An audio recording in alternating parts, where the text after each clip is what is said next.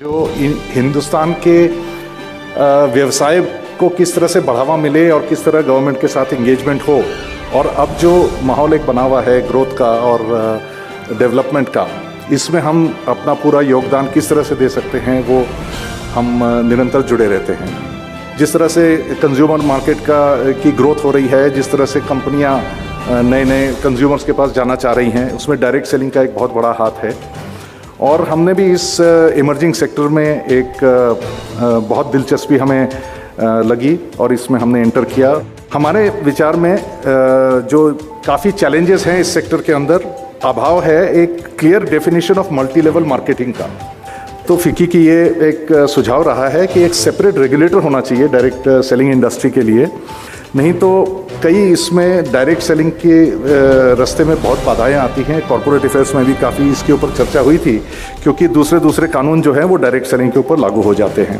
हर सरकार जब आता है, हर इंडस्ट्री ये सोचते हैं कि कुछ नई चीज़ें आएंगे, पर जब तक पॉलिसी बनता है बहुत कुछ चेंज हो जाते हैं, और ये एक्सपेक्टेशन बहुत ऊपर उठाना गलत है, क्योंकि हर एक इंडस्ट्री का प्रॉब्लम्स भी है। मैं डायरेक्ट सेलिंग के प्रॉब्लम्स के बारे में बात करना चाहता हूँ, क्योंकि डायरेक्ट सेलिंग जो है, अगर रेगुलेशन इसमें नहीं है तो कई गड़बड़ हो सकते हैं और लोगों को काफ़ी नुकसान भी हो सकता है। हमारी एक्सपेक्टेशन है कि 2025 तक ये अबाउट 11 बिलियन डॉलर इंडस्ट्री बन सकती है। और इसकी सबसे अहमियत, इस इंडस्ट्री की सबसे बड़ी अहमियत है कि 60% इसमें एम्प्लॉयड विमेन है। तो मतलब लेडीज़ के लिए ये बहुत बड़ी इंडस्ट्री है कि out of the 5 million people जो इसमें एम्प्लॉयड हैं, 60% विमेन है। आज हमारे देश में अनएम्प्लॉयमेंट इतने ज़्यादा हैं, तो इस ढंग के यदि विकल्प को हम लोग लाएं जहां इंटरमीडिएटरीज घट जा रहे हैं, जहां हम लोगों के मार्जिन्स जो जाते हैं, जो बनाते हैं मैन्युफैक्चरर और कंज्यूमर के बीच में, वो यदि घट जाता है और हमको अच्छे गुणवत्ता वाला स्टैंडर्ड वाला सामान मिलता है, तो इससे बेटर उपभोक्ता कुछ नहीं चाहता है। डायरेक्ट सेलिंग इंडस्ट्री का एक इंटेंशन होता है, जिसमें वो कहते हैं कि हम जो आपको देते हैं डायरेक्टली देते हैं, तो इसलिए आप जो मार्जिन्स जो वेस्ट हो जाता है मिडलमैन के बीच में, वो मार्जिन आपके हाथ में आ जाता है। Direct selling has huge opportunities in India because of the great distances that exist here in this country. So it's a perfect form of distribution in bigger countries. And also you have to be a bit social in nature in order to make it work, and entrepreneurial. And I think those ingredients exist heavily here in India. So it's all the ingredients are there for a great successful journey. 2 साल पहले direct selling का ये मुद्दा हमारे FICCI तक पहुंचा। We realise that this industry not only has the capacity to develop business, develop entrepreneurs, but also has capacity to serve consumers, reach out to millions and millions of people at all levels. Direct selling is not new. In fact, as a child growing up, the vegetable salesman coming to our doorstep, the sabji wala coming to your doorstep is something we've all grown up with. It is just old wine in a new bottle in terms of processes. In fact, FMCG companies in India have been involved with direct selling processes for years. All FMCG companies follow multiple channels of distribution. And when one talks about multi-level marketing, let me give you some examples of multi-level marketing in other forms of distribution, typically fast-moving consumer goods. The traditional FMCG distribution in India goes from manufacturer to CNF agent to distributor to trader to wholesaler to retailer and finally to the consumer. That's 7 steps. What is, however, extremely important and what is key to what all of us are here to ensure is that there is a level playing field. One must try to understand that there are several people who get involved with distribution mechanisms, be it direct selling companies, be it conventional distributor-oriented organizations, be it e-commerce sites, be it television marketing, and so on and so forth. For example, SEBI needs to ensure that equity pumped into some of these companies are used for the purpose the equity is being raised for. The Consumer Affairs Department obviously has to be involved to ensure that there is a level playing field as far as consumers are concerned. Commerce and industry have to ensure that rules of FDI are maintained consistently across the organizations, irrespective of the methodology of distribution and irrespective of the methodology of order taking. The Competition Commission must clearly get involved whenever there are issues of not only anti-consumer activities, but anti-trade activities also. Some of the recent instances of dumping of stock by certain methodologies of trade through use of equity money quite clearly is a good example of this. And lastly, the Finance Ministry needs to get involved, both at the central and state level, for the simple reason that there needs to be a level playing field when it comes to service tax, when it comes to VAT, when it comes to excise duties to be collected from any kind of organization, as long as it is product going directly to the consumer. Before I end, I have one request, sir, directly to you in Amway, and it has nothing to do with direct selling or direct marketing at all. You, sirs, are one of the world leaders in value-added agriculture, particularly when it comes to medicinal and herbal plants. I would request you as an Indian to bring that technology into India to assist our farmers actually adding value to themselves and to the Indian economy. Thank you. आप जानते हैं कि भारत आज विश्व के मानचित्र पर एक बड़े उपभोक्ता बाजार के रूप में स्थापित हो चुका है। वैश्वीकरण के इस दौर में एक ओर जहां प्रति व्यक्ति आय तेज़ी से बढ़ रही है, तो दूसरी ओर तरह तरह की उपभोक्ता वस्तुओं का प्रसार भी देश भर में हो रहा है। अनुमान है कि आगामी 10 वर्षों में देश में उपभोग आज के स्तर से 4 गुना हो जाएगा। हाल के दिनों में डायरेक्ट सेलिंग अथवा सीधे व्यापार मॉडल का प्रचलन तेज़ी से बढ़ा है और इसके और बढ़ने की संभावना है।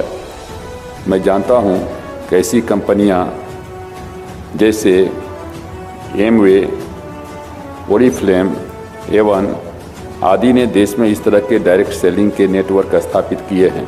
अधिकांश मामलों में घरेलू महिलाओं के माध्यम से इन कंपनियों ने अपने उत्पाद सीधे अन्य ग्राहकों उपभोक्ताओं तक पहुंचाने का कार्य किया है और ऐसा कर रहे हैं।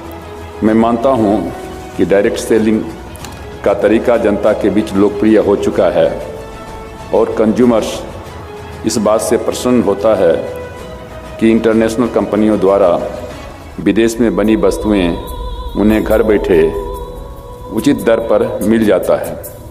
किंतु डायरेक्ट सेलिंग के लिए इस्तेमाल की जाने वाली प्रक्रिया में खतरा भी है। डायरेक्ट सेलिंग के मॉडल के लिए नीति निर्धारण करने तथा उसके आलोक में दिशा निर्देश करने अथवा संचालन के नियम किए जाने की आवश्यकता है। अभी सिद्धार्थ बिरला जी ने कहा है कि सेपरेट रेगुलेटर होना चाहिए। रेगुलेटरी का जो बात आई है उसमें मैं काफ़ी वजन देखता हूं और निश्चित रूप से हम इस पर विशेष जोर दे करके और इस पर क्या कहते हैं कोई निर्णय लेंगे। मैं आपसे एक ही चीज़ इसके माध्यम से कहूँगा कि आप जो भी रेगुलेटर बनावें, जो भी आपका प्रपोजल हो, उसमें ज़रूर इस बात को देखिए कि कंज्यूमर के साथ में धोखाधड़ी नहीं होना चाहिए। बहुत बहुत आभार सर इन शब्दों के लिए जो अभी आपने हम सब के बीच में रखे। Amway India, we established our business here in 1995. That is, we came in and set up an office, but we did not start and commence our commercial operations until 1998. Amway sourced its products in the small scale sector. That may sound easy, but in fact it was incredibly hard.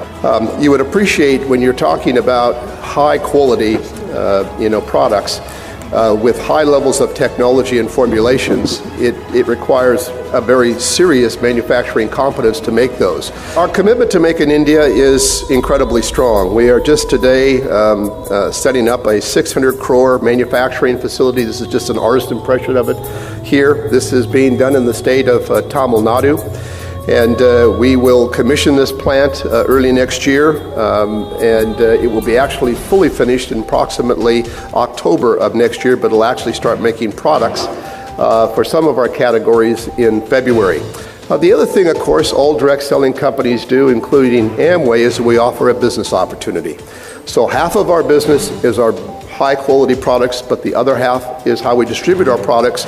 We've had a few challenges over the last few years, and there are those that would look at our business and say, well, 2,000 crore turnover, 15 years, what are you complaining about? That's a pretty good result.